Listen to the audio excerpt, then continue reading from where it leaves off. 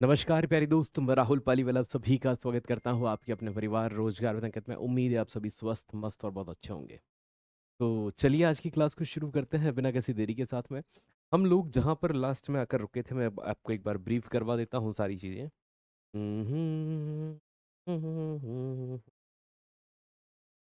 हाँ, ये कल वाली पीडीएफ है हमारी, जो हमने पढ़ा था, है ना। एटम एंड मॉलिक्यूल की आज हमारी सेकंड क्लास होने वाली है। तो हम यहाँ पर नंबर सेकंड कर देते हैं।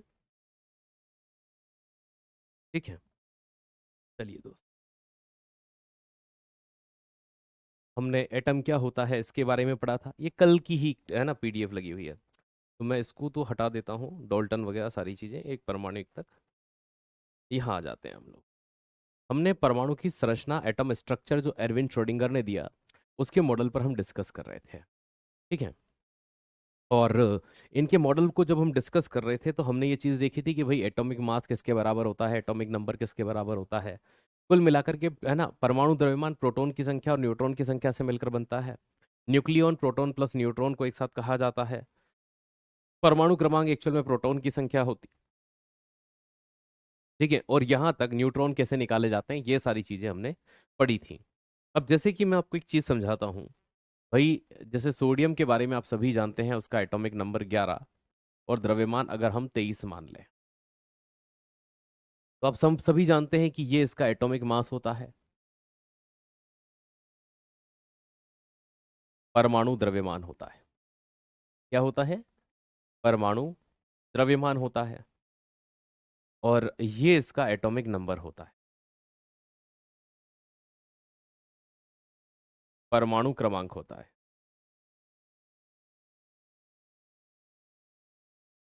तो यदि मैं आपसे ये पूछूं कि बताइए इसमें प्रोटॉन की संख्या कितनी है, मैं आपसे पूछूं कि बताइए इसमें इलेक्ट्रॉन कितने हैं,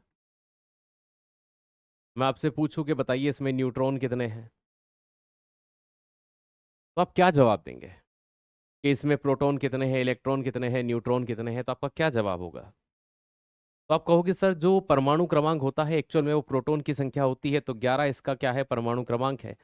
तो प्रोटॉन की संख्या भी इसमें 11 होगी, और 11 ही इसमें क्या होंगे, इलेक्ट्रॉन होंगे।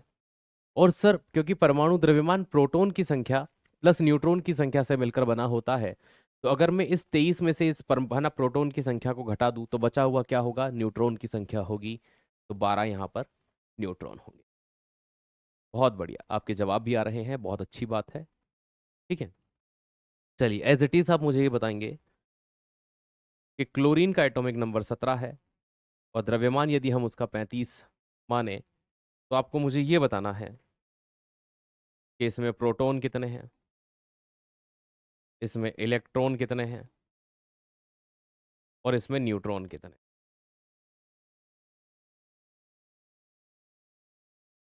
बताइए।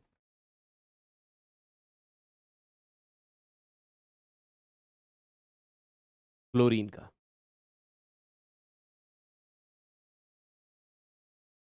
बहुत शानदार, क्या बात है। कि सर जो एटॉमिक नंबर होता है वही प्रोटॉन की संख्या, इलेक्ट्रॉन की संख्या और न्यूट्रॉन इन दोनों के बीच का अंतर होगा। 35 में से 17 जाएंगे तो कितना आएगा, 18 आएगा, तो 18 neutron. Very good, very good, बहुत शानदार। चलिए अब मैं एक प्रश्न थोड़ा सा घुमा देता हूं।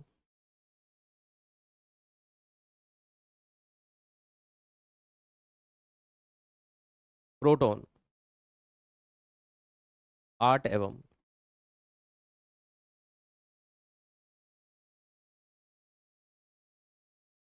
न्यूट्रॉन भी 8 हो, तब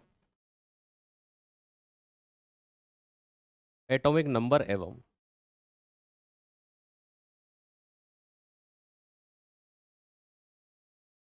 एटॉमिक मास क्या होगा?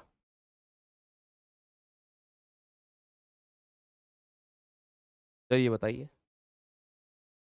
वैसे ऑक्सीजन का एटॉमिक नंबर 8 और द्रव्यमान 16 होता है। तो एटॉमिक नंबर, क्योंकि प्रोटॉन की संख्या 8 है, और 8 प्रोटॉन और 8 न्यूट्रॉन मिलकर के एटॉमिक मास बना लेते हैं, तो उसका एटॉमिक मास कितना हो जाएगा? प्रोटॉन प्लस न्यूट्रॉन मिलकर के 16 हो जाए। सिंपल सा फंडा, साधारण सी बात। अब हम यहां पर एटम के स्ट्रक्चर, परमाणु की संरचना की बात करेंगे। ये सर अभी भी तो वही पढ़ रहे थे? जी हाँ, बिल्कुल अभी वही पढ़ रहे थे। हमने यहाँ पर बहुत अच्छे से एटम को देखा, एटम के स्ट्रक्चर को देखा, सारी चीज़ों को जाना, डोल्टन के परमाणु सिद्धांत को देखा, डोल्टन क्यों सफल हुए उसके कारण देखे। अब एक चीज़ मुझे यहाँ पर थोड़ी सी आपसे और डिस्कस करनी। सर वो क्या डिस्कस करनी है? आइएगा। वो ये देखनी है कि जो डोल्टन थे, है ना, इनके स्टेटमेंट हमने देख लिए थे।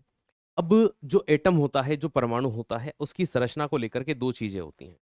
तो ये सीधा प्रश्न आता है कि परमाणु का आकार किस में मापा जाता है और नाभिक का आकार किस में मापा जाता है? देखो भाई, सिंपल सी बात है।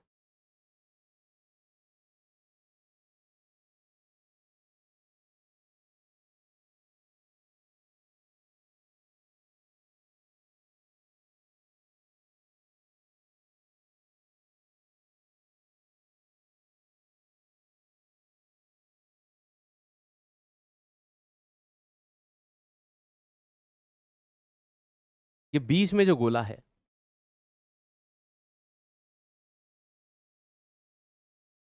ये न्यूक्लियस है या नाभिक है? कल भी मैंने आपको बताया था, रदरफोर्ड ने इसके बारे में जानकारी दी।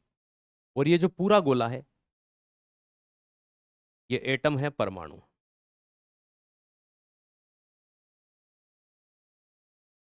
अब देखो, सिंपल सी बात है, ये अगर नाभिक है तो ये जो गोला आपको यहां दिखाई दे रहा है, ये किसकी त्रिज्या हो जाएगी? ये नाभिक की त्रिज्या हो जाएगी।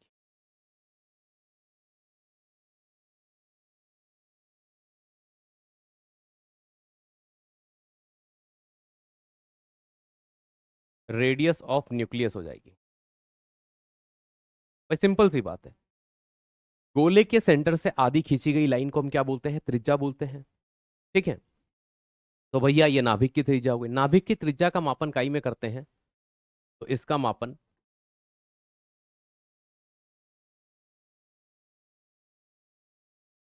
फर्मी में करते हैं। एक फर्मी बराबर होता है 10⁻⁻15 मीटर। तो एक फर्मी बराबर कितना हो गया? 10⁻⁻15 मीटर होता है। तो न्यूक्लियस की रेडियस का मापन इकाई में किया जाता है, फर्मी में करते हैं, या कभी कभी इसको एक वर्ड और यूज कर लेते हैं, फेम्टो। ठीक है, 10⁻⁻15 को क्या कहा जाता है? फेम्टो भी कह देते हैं। तो कंफ्यूज नहीं होना, वही चीज है। अब एज इट इज यहां पर ये रेडियस देखो, इससे बड़ी है, सो ऑब्वियसली बात है, दिखते ही पता चल रहा है। तो ये है परमाणु की त्रिज्या।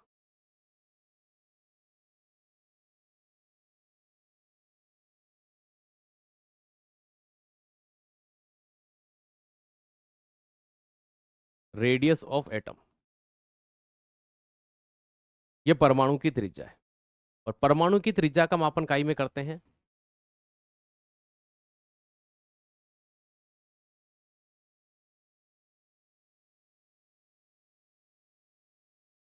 एंगस्ट्रोम में। और एक एंगस्ट्रोम बराबर क्या होता है? 10⁻⁻10 मीटर होता है। अब आपको यह लग रहा होगा कि ये जो मीटर है, सर ये वैल्यू तो 10⁻⁻15 बड़ी है और ये तो छोटी है, जबकि गोला तो ये बड़ा है, परमाणु वाला। दोस्त मुझे एक बात बताओ, एक व्यक्ति है, उस पर 10 लाख रुपए का कर्जा है, एक व्यक्ति है जिस पर 12 लाख रुपए का कर्जा है। बताओ ज्यादा घाटे में कौन है? आप कहोगे सर 12 लाख रुपए वाला। तो माइनस की पावर जितनी बड़ी होती है ना, वो उतना छोटा होता है, ये चीज हमेशा ध्यान रखना। तो एक चीज यहां से एग्जाम में कभी कभी एग्जामिनर पूछता है कि नाभिक या परमाणु नाभिक से कितना बड़ा है।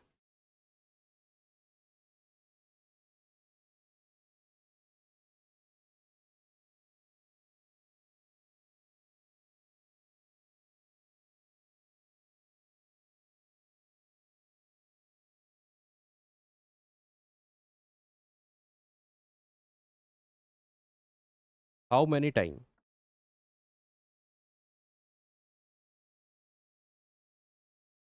एटम इज बिगर देन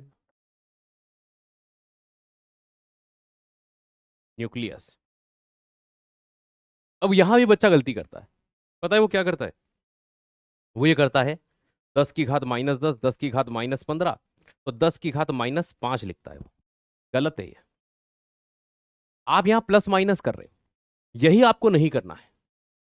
ठीक है, ये चीज ध्यान रखिएगा, है ना, यही आपको नहीं करना है। अगर कोई आपसे ये पूछे कि बताइए माइनस के 10 और प्लस के 10 में कितना अंतर होता है, तो आप कहते हो 0 का अंतर है, जबकि ये गलत है। प्लस के 10 और माइनस के 10 में 20 का अंतर होता है। मैं यहां आपको प्लस माइनस करने के लिए नहीं कह रहा हूं, मैं आपको यहां तुलना करने के लिए कह रहा हूं कि भैया वो कितना बड़ा है। तो जो पावर होगी ना इन दोनों में, 10 की घात 5 का अंतर है, न कि -5 का। तो 10 की घात 5 गुना या टाइम्स, है ना, या फिर आप ये कह सकते हो 1 लाख गुना।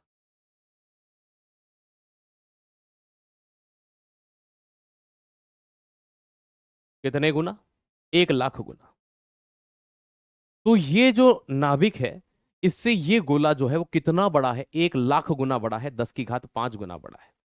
10 की घात -15 और 10 की घात -10 में 10 की घात 5 का अंतर है। कितने का अंतर है? अंतर, अंतर हमेशा नेगेटिव नहीं होता, ये चीज ध्यान रखिएगा। जब हम किसी चीज की तुलना करते हैं ना, तब हम उसको पॉजिटिव नेगेटिव नहीं, सिर्फ एक नंबर दर्शाते हैं। तो हम यहाँ तुलना कर रहे हैं, तो तुलना में पॉजिटिव नेगेटिव नहीं करना, आप जोड़ घटाव थोड़ी कर रहे हो। ठीक है। तो कभी भी ये पूछा जाए कि नाभिक की त्रिज्या का या नाभिक के आकार का मापन काई में करते हैं, तो नाभिक के आकार का मापन फर्मी में करते हैं। परमाणु का आकार का मापन काई में करते हैं, एंगस्ट्रोम में उसके आकार का मापन करते हैं। परमाणु से नाभिक कितना छोटा है? 1 लाख गुना छोटा है। या नाभिक से परमाणु कितना बना है? परमाणु नाभिक से 1 लाख गुना बड़ा है। भाई, ये 1 लाख गुना छोटा होगा नाभिक, तभी तो परमाणु 1 लाख गुना बड़ा बना है। क्या सर, बात तो सही है। ये सिंपल सा प्रश्न यहां से पूछा जाता है कभी कभी। तो ये चीज आपको यहां पर ध्यान रखनी है कि परमाणु का क्या आकार होता है, क्या चीज होती है। ठीक है। अब हमने डाल्टन का एटॉमिक प्रिंसिपल तो पढ़ लिया, डाल्टन के एटॉमिक प्रिंसिपल पढ़ा हमने, कुछ कथन पढ़े, लेकिन डाल्टन ने क्या आधार माना और अपने नियम प्रतिपादित किए? कुछ तो सोचा होगा, ऐसे ही थोड़ी कुछ भी नियम दे दिया। ठीक है भाई, सिंपल सी बात है, कुछ तो सोचा होगा। सीधा प्रश्न आता है, परमाणु का आकार कितना होता है? तो परमाणु का आकार होता है 10 की घात -10 मीटर। नाभिक का आकार कितना होता है? 10 की घात -15 मीटर। सीधे आंसर बनते हैं ये। ठीक है। अब यहां से आगे बढ़ते हैं थोड़ा सा। तो भाई, डाल्टन का परमाणु सिद्धांत किस पर बेस्ड था? यह प्रश्न सीधा पेपर में आता है। तो डाल्टन का परमाणु सिद्धांत रासायनिक संयोजन पर आधारित था। ठीक है।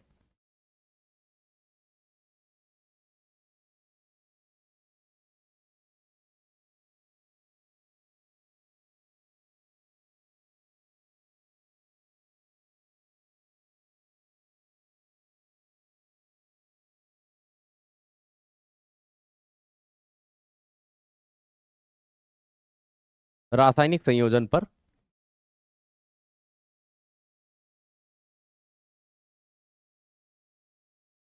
आधारित था। Dalton's atomic principle based on chemical composition.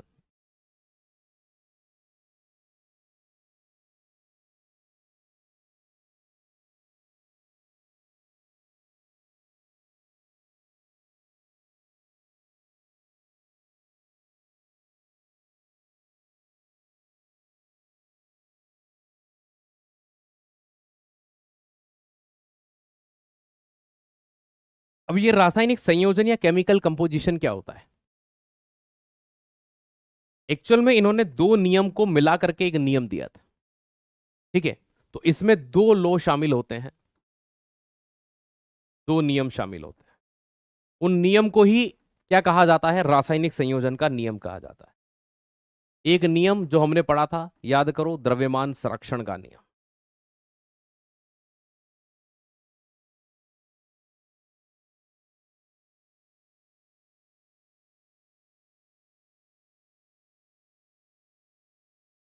Law of conservation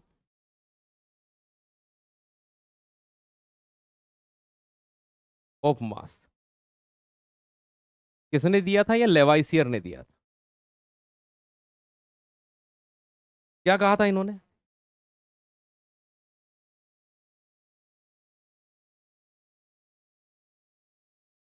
किसी रासायनिक अभिक्रिया में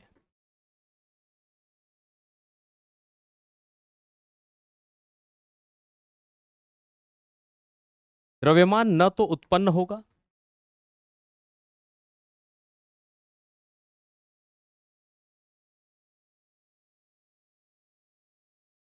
न ही नष्ट होगा।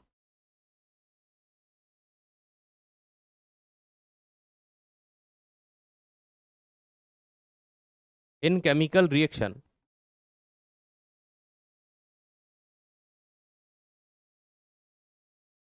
मास नाइदर बी क्रिएट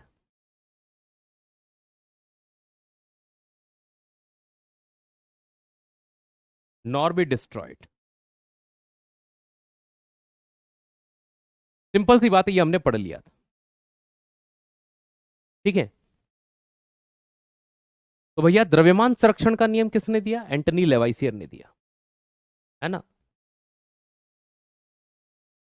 दूसरा, स्थिर अनुपात का नियम।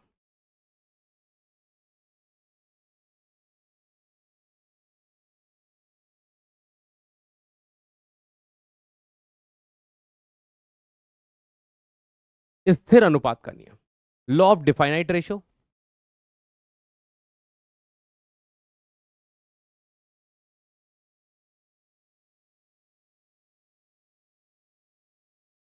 ये नियम भी बड़ा सिंपल सा नियम था।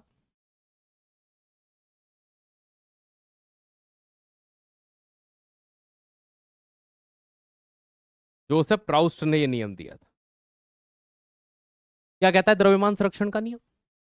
कि रासायनिक अभिक्रिया में न तो द्रव्यमान को उत्पन्न किया जा सकता है, न ही नष्ट किया जा सकता है। स्थिर अनुपात का नियम यह कहता है कि किसी भी रासायनिक अभिक्रिया के अंदर जो यौगिक होते हैं वो एक सरल अनुपात में या उनका द्रव्यमान एक निश्चित अनुपात में पाया जाता है। तो स्थिर अनुपात का नियम सिंपल सी बात है, द्रव्यमान के निश्चित अनुपात को दर्शाता है।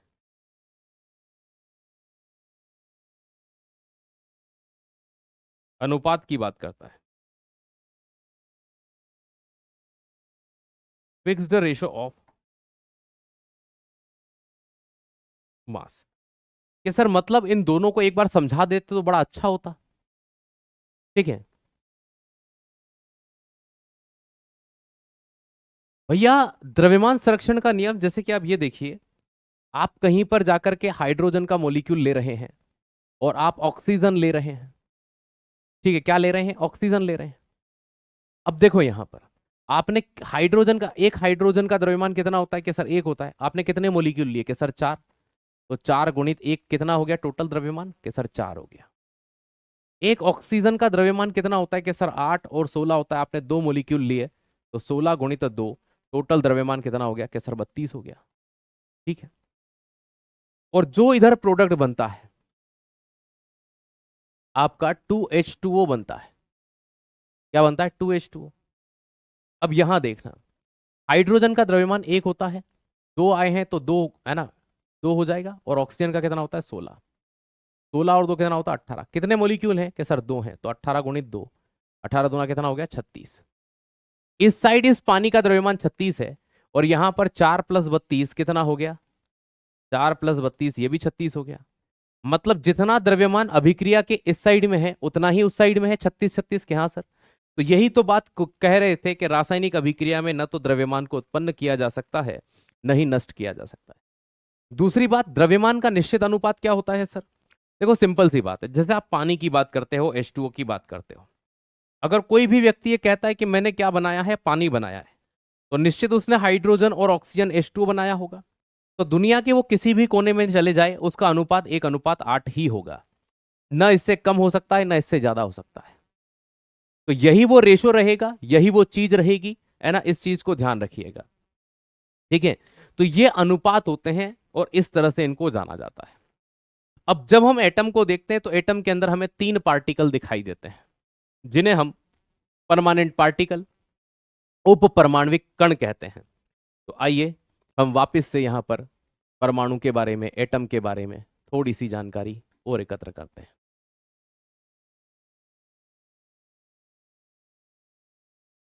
या फिर इसकी हेडिंग ऐसे डालिए, उप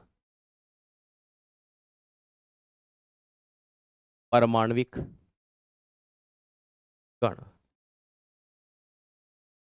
सब एटॉमिक पार्टिकल। उप परमाणविक कण के तौर पर किन्हें जाना जाता है? तो उप परमाणविक कण कितने हैं टोटल? तीन। प्रोटॉन, इलेक्ट्रॉन और न्यूट्रॉन। जब भी हम इस गोले को देखते हैं तो इस गोले के अंदर प्रोटॉन, न्यूट्रॉन और इलेक्ट्रॉन इसके बाहर चक्कर लगा रहे होते हैं। इस तरह की संरचना हमें दिखाई देती है। ठीक है, तो हम एक चीज समझ में आई कि अच्छा, वो परमाणविक कण जिससे परमाणु बना होता है उन्हें ही इलेक्ट्रॉन, प्रोटॉन, न्यूट्रॉन कहते हैं। इन पार्टिकल को कभी कभी याद रखिएगा,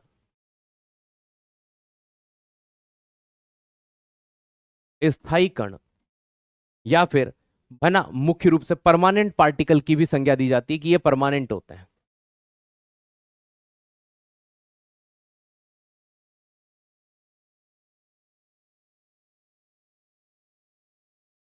तो इन्हीं को परमानेंट पार्टिकल भी कहते हैं।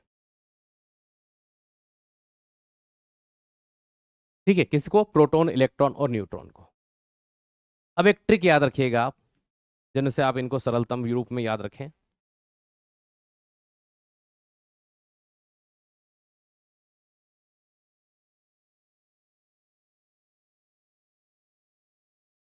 ईंट पर नाच।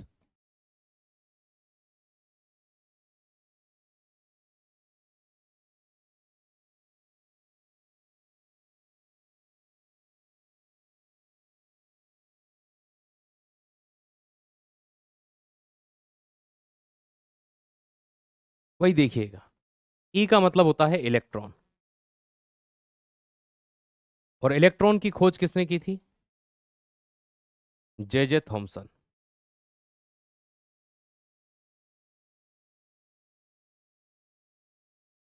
पी का मतलब होता है प्रोटॉन, है ना। प्रोटॉन की खोज अगर पूछे तो गोल्डस्टीन। और नाम प्रोटॉन किसने दिया था? तो रदरफोर्ड। ना का मतलब न्यूट्रॉन, और च का मतलब जेम्स चैडविक। तो ये ट्रिक हो जाएगी आपको याद करने की। ठीक है, ये क्या हो जाएगी? ट्रिक हो जाएगी। तो ये चीज ध्यान रखना, ईंट पर नाच। ई का मतलब इलेक्ट्रॉन, जे है ना, ट का मतलब जे जे थॉमसन, प का मतलब प्रोटॉन, रदरफोर्ड ने नाम दिया। ठीक है, ना का मतलब न्यूट्रॉन और च का मतलब जेम्स चैडविक। ये ट्रिक हो गई आपको याद करने के लिए, बिल्कुल सरलतम रूप में। थोड़ा और डीप यहां से घुसते हैं। अब भैया देखते हैं इलेक्ट्रॉन जो होता है उसके बारे में क्या चीज है, प्रोटॉन के बारे में क्या चीज़। आइए।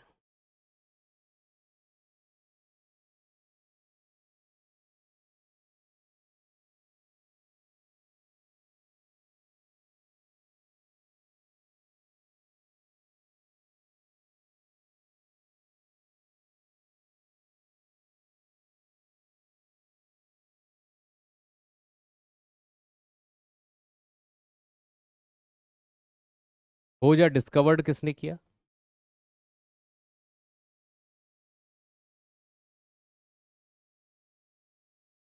इस पर आवेश या चार्ज कितना होता है?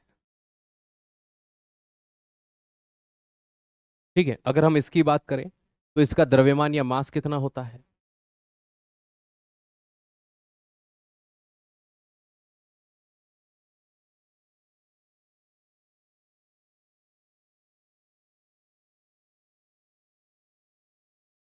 इसका आपेक्षिक द्रव्यमान,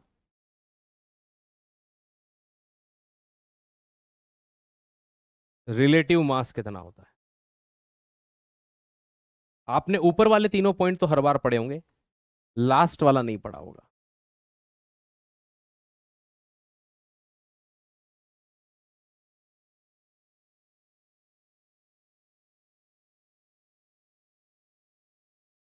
ठीक है, आ जाइए। इलेक्ट्रॉन की खोज किसने की थी भैया? हम सभी जानते हैं 1897 का दौर चल रहा था और जे जे थॉमसन ने कैथोड किरणों के ऊपर खोज की थी, है ना। तो किसने की थी? जे जे थॉमसन।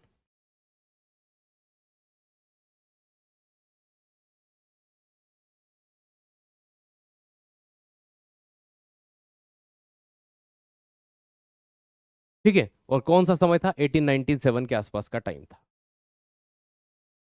आवेश क्या होता है? क्योंकि इन्होंने इसकी खोज की थी, वो कहीं पे की थी?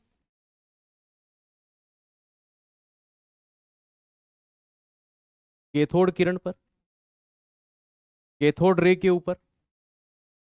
तो ऑब्वियसली बात है कि नेगेटिव ही कैथोड की ओर आएंगे। तो ये कैसा चार्ज रखते हैं? आवेश कौन सा होता है इनके ऊपर? नेगेटिव।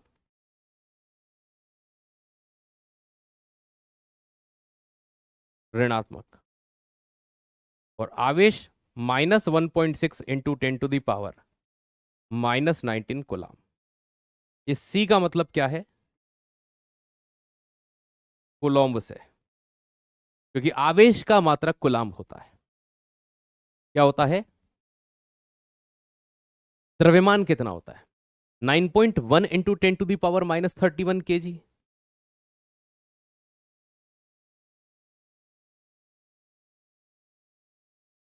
और किलोग्राम की जगह ग्राम में लिखना हो तो -28 ग्राम हो जाएगा।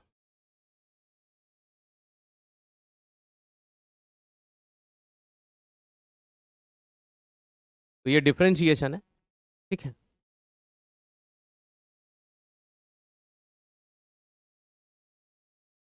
ये वैल्यू किलोग्राम में है, वो ग्राम में है।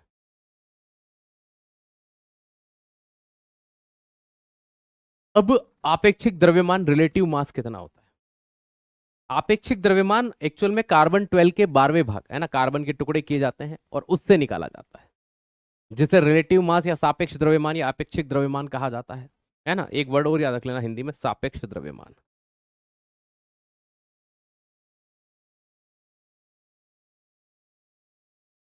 इस द्रव्यमान कार्बन 12 की तुलना में इसका द्रव्यमान कितना होता है? तो 0.00054। ठीक है, तो 0.00054 AMU। ठीक है, सॉरी, सिर्फ यू, AMU। ये AMU क्या होता है? ठीक है, ये AMU क्या होता है?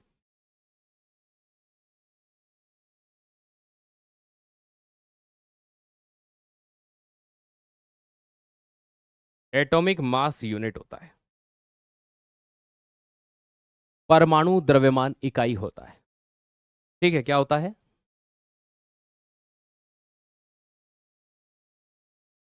ये कहां से आया, क्या चीज होती है, अभी पढ़ाएंगे आपको। इसको निकालने के लिए एक तत्व का उपयोग करते हैं जो कार्बन होता है। ये आपने नहीं पढ़ा होगा, ये नया है आपके लिए। बाकी ये तीन तो आपने पढ़े होंगे। ठीक है, तो इन्होंने कैथोड किरणों के ऊपर जे थॉमसन ने प्रयोग किए। ठीक है, आपके माइंड में मॉडल आ रहे होंगे, सर जे थॉमसन का तरबूज वाला मॉडल, ये मॉडल मॉडल हम अगली क्लास में पढ़ेंगे। अभी सिर्फ हम इलेक्ट्रॉन प्रोटॉन के बारे में पढ़ रहे हैं। ठीक है, तो मॉडल के बारे में नहीं पढ़ रहे हैं। रदरफोर्ड का मॉडल क्या था, है ना, डाल्टन का मॉडल क्या था, वो नहीं पढ़ रहे हैं। चलो, ये हमने इलेक्ट्रॉन के बारे में पढ़ा। अब हम नंबर 2 पर बात करेंगे,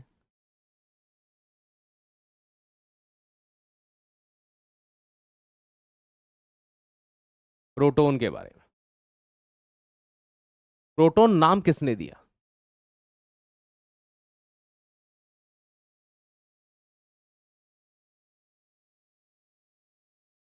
रदरफोर्ड।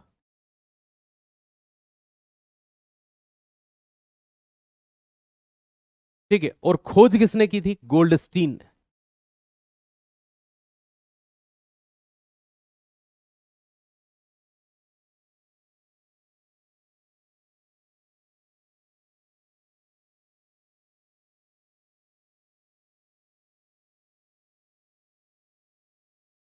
अब सीधी सी बात है, जैसे कि इलेक्ट्रॉन की खोज कैथोड पर हुई थी, तो इसकी काई पर हुई? एनोड किरणों पर। अब मैं आपको थोड़ा सा कंफ्यूजन हो रहा होगा कि सर हम तो इसके प्रोटॉन के खोजकर्ता रदरफोर्ड को पढ़ते हुए हैं पुराने समय में। आज इंटरनेट का युग है, पहले इंटरनेट का युग नहीं होता था। गोल्डस्टीन सबसे पहले देखते हैं कि कुछ पॉजिटिव पार्टिकल परमाणु में पाए जाते हैं, तो ये उन्हें H+ नाम दे देते हैं, बस। इसके ज्यादा ये कुछ बता नहीं पाते। तो फिर, है ना, डोल्टन क्या, है ना भाई, याद रखिएगा, रदरफोर्ड प्रयोग कर रहे थे। और रदरफोर्ड ने देखा कि एनोड के ऊपर कुछ पॉजिटिव पार्टिकल आकर के ठहर गए, तो उन्होंने उस पार्टिकल को क्या नाम दे दिया? प्रोटॉन नाम दे दिया। है ना, तब से लेकर के, क्योंकि प्रोटॉन के बारे में एक विस्तृत जानकारी, एक सही जानकारी प्रस्तुत किसने की थी? रदरफोर्ड ने की थी। तो दुनिया रदरफोर्ड को ही जानती हुई आ रही थी।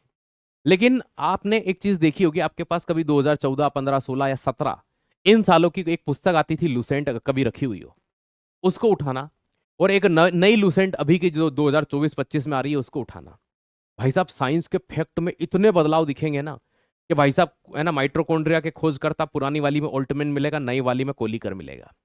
तो जब उन फैक्ट को सुधारा गया, है ना, तो क्योंकि ये पुरानी किताबें थी, इंटरनेट ने एकदम तबाही मचाई, लोग करेक्शन देखने लगे, नहीं ऐसा नहीं, ऐसा होता है, किताबों पर ऑब्जेक्शन आने लगे, बहुत सारी चीजें होने लगी। जैसे हम भी कभी कभी ईयर पढ़ाते हैं, आप कहते हो सर ये नहीं ये होगा, ये नहीं ये होगा, फिर हम आपको समझाते हैं ये तब होगा, ये तब होगा। तो ये चीजें इनके साथ भी तो हुई, किताबों वालों के साथ में। भाई देखो सीधी सी बात है, आप और मैं, कोई ना मैंने कोई इलेक्ट्रॉन देखा है ना कोई मैंने प्रोटॉन देखा है, हम भी पढ़ते हुए आए, उन चीजों के बारे में समझा और हम पढ़ा रहे हैं, है ना, कि भाई ये इलेक्ट्रॉन है, प्रोटॉन है, न्यूट्रॉन है। किसने देखा है? गुरुत्वाकर्षण बल देखा है क्या हमने? नहीं देखा, है ना। तो साइंस की आधी से ज्यादा चीजें बस भाई पढ़ सुनी जा रही है, समझाई जा रही है और पढ़ाई जा रही है। तो धीरे धीरे अब क्या हो रहा है, उन लोगों के तथ्य सामने आने लगे, लोग उनके बारे में बातें करने लगे, नहीं ऐसा नहीं, ये नहीं ये व्यक्ति था, ये नहीं ये व्यक्ति था। तो भैया इस आधार पर यहां पर फिर, है ना, रदरफोर्ड को मान्यता देनी, है ना, रदरफोर्ड से पहले गोल्डस्टीन को मान्यता देनी पड़ी, खोज करता ये क्यों? क्योंकि जब रदरफोर्ड ने ये प्रयोग किया उसके 10 साल पहले ही गोल्डस्टीन ये चीज साबित कर चुके थे कि भैया इसमें पॉजिटिव पार्टिकल होता है। तो आपने कोई नया काम थोड़ी किया, आपने तो गोल्डस्टीन की हो सकता है थ्योरी चुराई हो। तो ये वाली चीज होती है। आवेश कैसा होता है? क्योंकि ये एनोड पर आकर्षित हुए, तो एनोड पर हमेशा सीधी सी बात है पॉजिटिव वाला आएगा, तो यहां पर पॉजिटिव चार्ज है।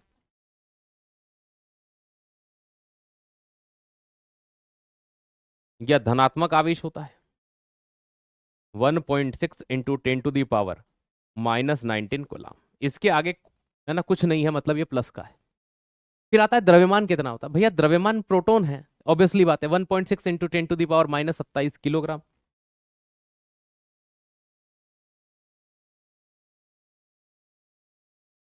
या फिर अगर आप ग्राम में जाना चाहें तो 1.6 इंटू 10⁻24,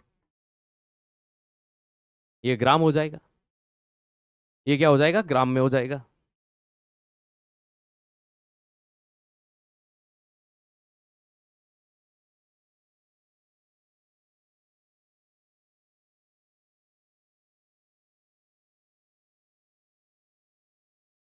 ठीक है, चलिए, रिलेटिव डेंसिटी इसकी कितनी होती है, अपेक्षित घनत्व कितना होता है? भैया इसका अपेक्षित घनत्व होता है 1.0000070007, ये चीज ध्यान रखिएगा। तो 0072 AMU होता है। कितना होता है? 0072 AMU। AMU का मतलब वही होगा, एटॉमिक मास यूनिट। ठीक है। अब यहां पर प्रोटॉन, प्रोटॉन कर दिया मैंने, प्रोटॉन होता है वो। ठीक है। तो जो प्रोटॉन है, इसी के समान द्रव्यमान किसका पाया जाता है? तो भैया न्यूट्रॉन का पाया जाता है। लेकिन न्यूट्रॉन पर कोई आवेश नहीं होता, इसलिए न्यूट्रॉन की खोज में सबसे ज्यादा समय भी लगा साहब। ठीक है। नंबर थर्ड,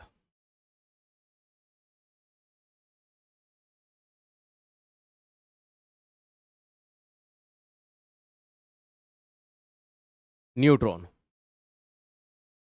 न्यूट्रॉन की खोज किसने की थी?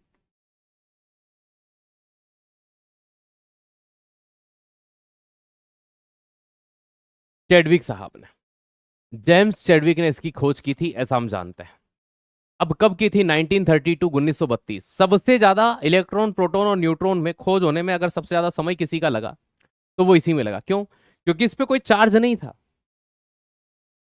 आवेशहीन होते हैं, उदासीन होते हैं, ठीक है, न्यूट्रल होते हैं।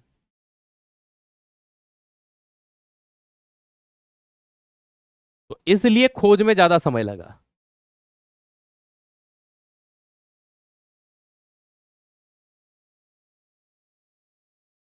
तो इन पर किसी प्रकार का कोई आवेश होता ही नहीं है, तो मिलेगा कहां से? ठीक है। तो इसका द्रव्यमान कितना होता है, मास कितना होता है? सेम टू सेम प्रोटॉन के समान होता है, 1.6 इंटू 10⁻⁻27 kg, या फिर 1.6 इंटू 10⁻⁻24 ग्राम। अंतर होता है अपेक्षित द्रव्यमान है, उसका कितना था? 1.0072। इसका होता है 1.0086।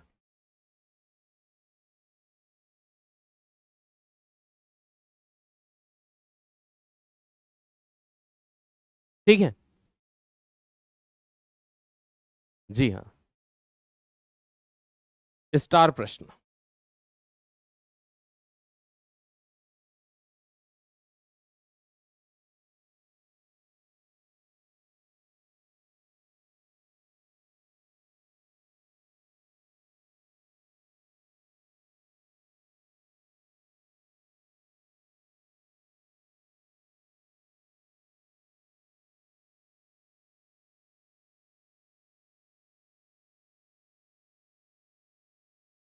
न्यूट्रॉन का द्रव्यमान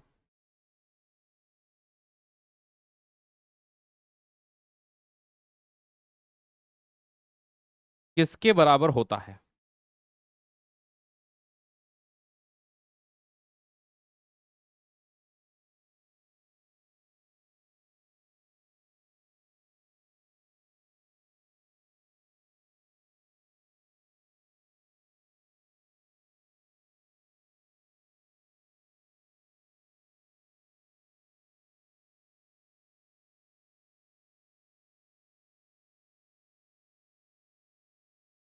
बताइए।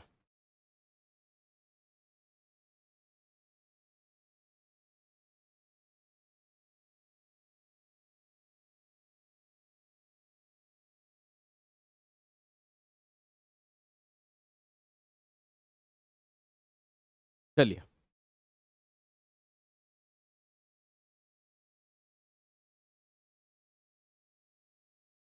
जवाब दो।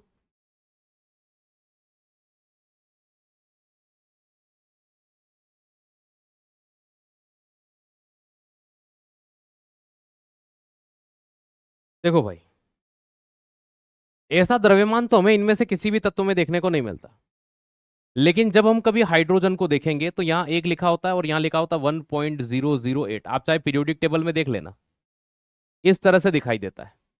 तो 1.008, 1.008 यहां पर है। तो न्यूट्रॉन का द्रव्यमान किसके समान होता है? हाइड्रोजन के समान होता है। चाहे पीरियोडिक टेबल ओपन करके देख लो, यही देखने को मिलेगा। तो ये प्रश्न जब भी आता है बच्चा कंफ्यूज होता है, न्यूट्रॉन का द्रव्यमान किसके समान होता है। अब बार बार ये वर्ड आ रहा था एएमयू, इसका पोस्टमार्टम कर लेते हैं, फिर आगे बढ़ते हैं। ठीक है, फिर अदर पार्टिकल पढ़ेंगे।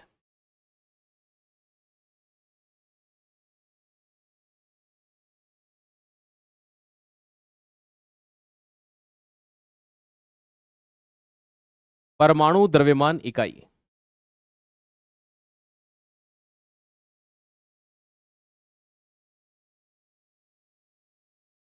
एटॉमिक मास यूनिट क्या चीज होती है?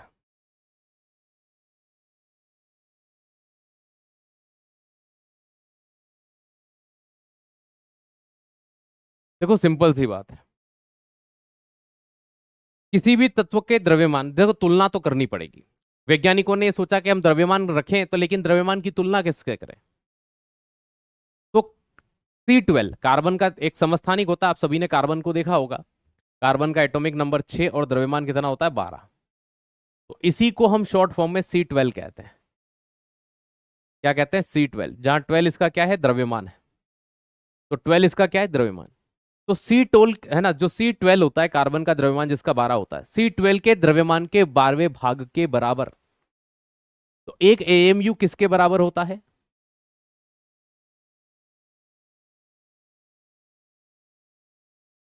C12 के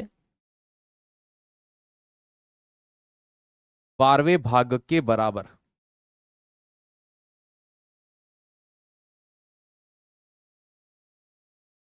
12th पार्ट ऑफ C12। मतलब कार्बन 12 का जितना द्रव्यमान होता है उसका 12वां भाग। ये सर कितना होता है? एक AMU बराबर। तो एक AMU बराबर होता है दो से ज्यादा, 1.66 गुणित 10 की घात -27 kg।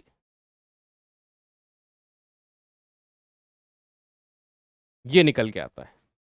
और यही द्रव्यमान न्यूट्रॉन का बना, और इसी के समान प्रोटॉन का बनता है। अब यहां से एग्जाम में प्रश्न क्या आता है आपका पता है? यहां से इस पूरी स्लाइड से एग्जाम में प्रश्न क्या आता है?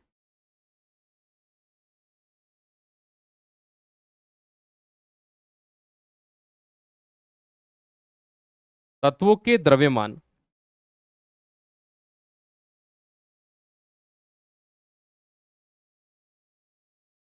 के अध्ययन के लिए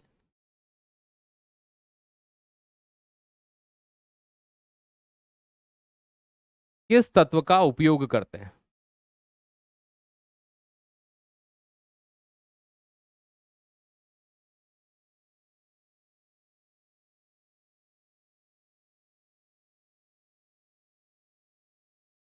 which element used for study of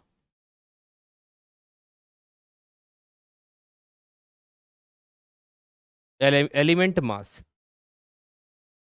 option होते हैं आपके ए, बी, सी या डी।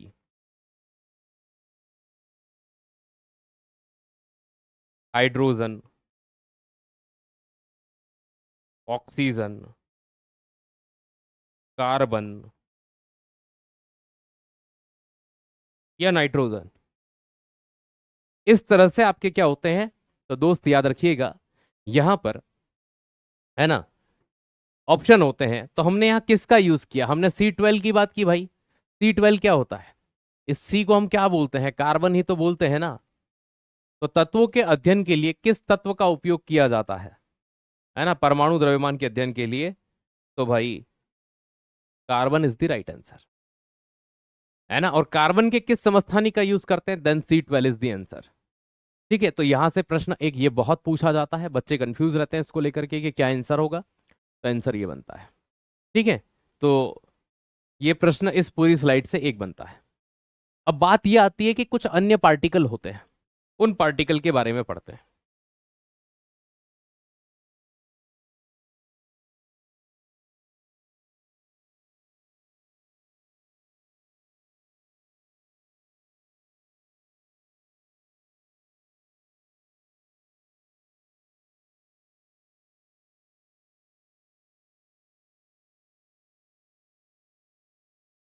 अन्य कण।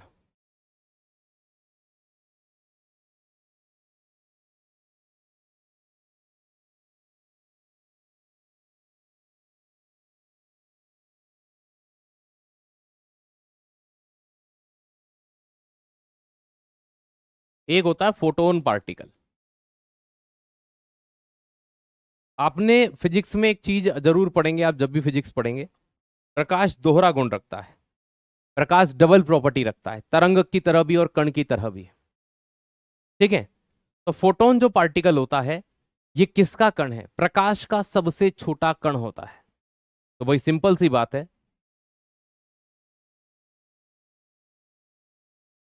स्मॉलेस्ट पार्टिकल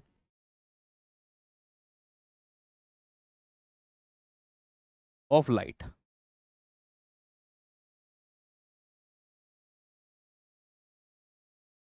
प्रकाश का सबसे छोटा कण। अब यहां से प्रश्न घुमा के पूछते हैं, प्रकाश किन कणों का बना होता है? प्रकाश के बंडल किन कणों के बने होते हैं? तो भैया कुछ भी बोले आपसे, आप याद रखिएगा फोटोन पार्टिकल। ठीक। अब इसका वेग क्या होता है, किस वेग से? अब प्रकाश का वेग ही इसका वेग होगा, क्योंकि प्रकाश क्या ही कण है, प्रकाश इसी से मिलकर बना है।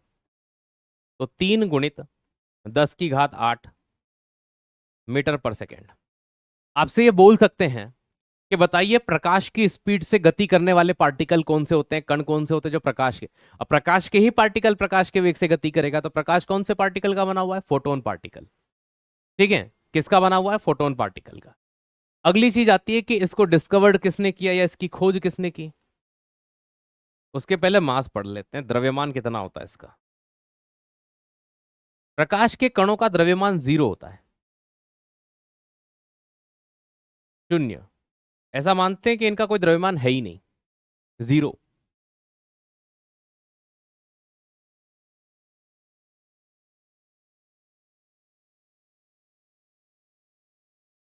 डिस्कवर्ड किसने किया था? अल्बर्ट आइंस्टीन ने। थोड़ा कम डीप पड़ा।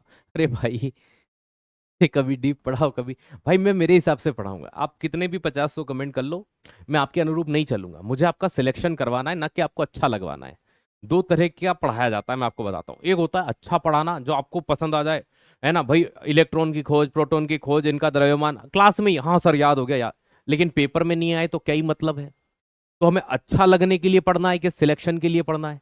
कि सर सिलेक्शन के लिए पढ़ना है, तो हम सिलेक्शन वाला पढ़ रहे हैं। ठीक है, हम अच्छा देखने के लिए, अच्छा लगने के लिए पढ़ाता ही नहीं हूं, सिलेक्शन के लिए पढ़ रहे हैं, सो की सीधी बात। ठीक है, तो इसकी खोज या डिस्कवर्ड किसने की थी? Albert Einstein. किसने की थी? अल्बर्ट आइंस्टीन के द्वारा।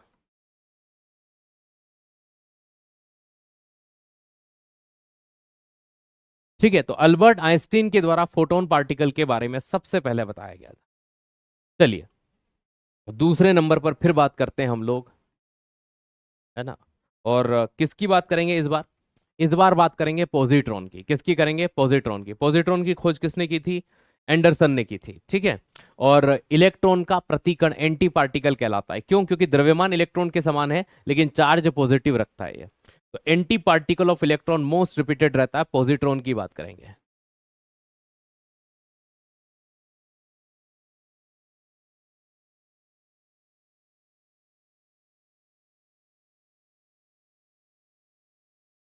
तो पॉजिट्रॉन के बारे में सबसे ज्यादा पूछी जाने वाली लाइन,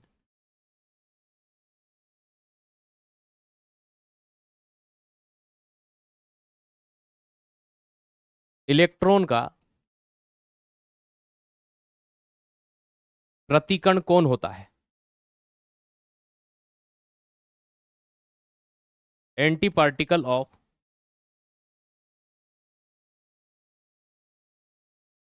इलेक्ट्रॉन। इलेक्ट्रॉन का यह प्रतिकण होता है। ठीक है, बात समझ में आई? तो इलेक्ट्रॉन के प्रतिकण के तौर पर हम किसे जानते हैं? पॉजिट्रॉन को जानते हैं। पॉजिट्रॉन की खोज किसने की? एंडरसन ने की है।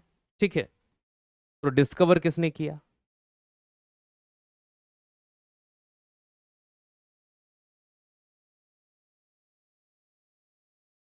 इसका द्रव्यमान कैसा होता है?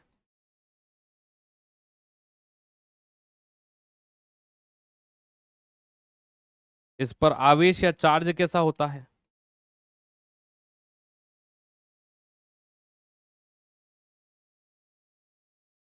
तो खोज की थी इसकी एंडरसन ने। किसने की थी? एंडरसन। बहुत फेमस साइंटिस्ट हुए। द्रव्यमान पॉजिट्रॉन का किसके बराबर होता है भैया? सिंपल सी बात है, द्रव्यमान होगा इसका किसके? इलेक्ट्रॉन के बराबर, सॉरी, हाँ इलेक्ट्रॉन के बराबर। 9.1 इंटू 10⁻31 kg। ठीक है, तो द्रव्यमान किसके बराबर हो? इलेक्ट्रॉन। लेकिन आवेश देखना, आवेश कैसा निकला इस पर? पॉजिटिव निकल गया, धनात्मक निकल गया।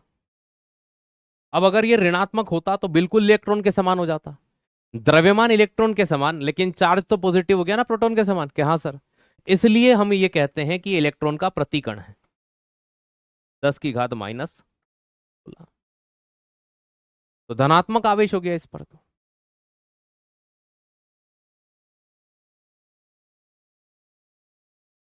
ठीक है, तो ये इस तरह से चीजें पाई जाती है। आज के लिए यहीं पे विराम करेंगे।